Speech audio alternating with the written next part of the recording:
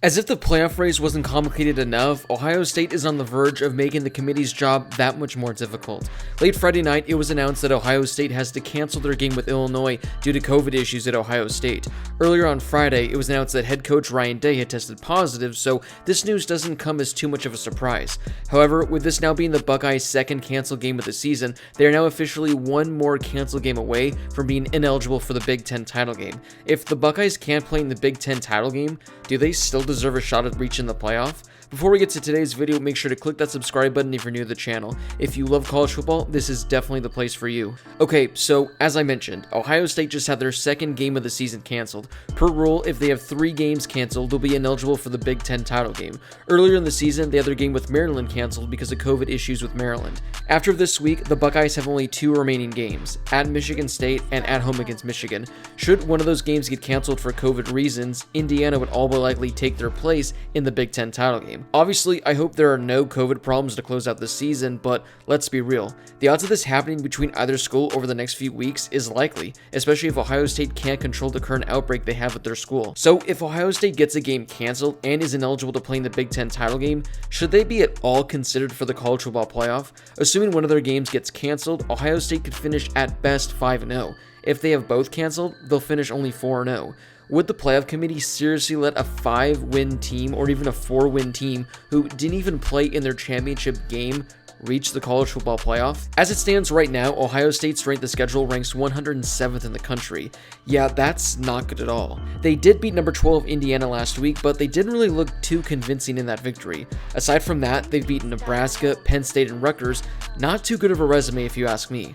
Plus, assuming one of these games gets played, they'd have a win over either Michigan or Michigan State, and I hate to break it to you guys, but that won't be a deal breaker. So, what could the committee possibly do? When discussing all of the hypothetical playoff scenarios, there's always one that was kind of a given.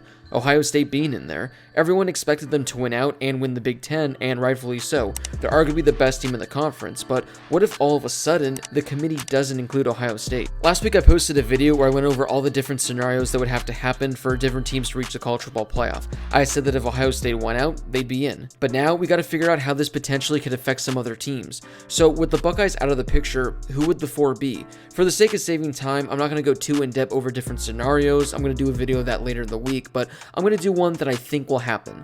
I think Alabama is going to beat Florida in the SEC title game. I think Clemson is going to beat Notre Dame in the ACC title game. So there you have it. You have Alabama and Clemson. 2 of the 4 teams are in. If Notre Dame keeps it close, I think they're going to remain in the top 4. However, if the Irish get blown out by Clemson, it could be a different story for the committee. But for the sake of this video, let's say Notre Dame loses by 4 points and they remain in. So who gets that final spot? You would think it's going to come down to these teams: Cincinnati, Texas A&M, and the potential winner of the Big Ten. This is where things do get really interesting though. In all likelihood, the Big Ten title game is going to feature Northwestern and Indiana. If Northwestern goes undefeated and beats Indiana in the title game, will they get the edge and be the 4th and final team in the playoff? Will they have convinced the committee enough that they're one of the 4 best teams in the entire country? But what happens if Indiana wins? They do have a loss to Ohio State, but that would be their only loss of the season. But would that be enough to keep them out? I personally have no idea. At this point, I think it would come down to either Cincinnati or Texas A&M, assuming they don't lose another game the rest of the season. But what would the committee decide to do there? Personally, I'd go with Cincinnati, as they're top 5 in the country in offense and defense, and they'd be a conference champion. Plus, it would be super exciting to see a group of 5 school finally reach the playoff. But who knows? Whoever the committee decides to put in will definitely come with a lot of controversy. After all this, there's still a solid chance we don't even have to worry about any of this, and Ohio State finishes their season and wins the Big Ten. If that's the case, they're in the playoff. But as I mentioned earlier, with the COVID issues now at Ohio State, there's definitely a lot of reason to begin the concern with the program.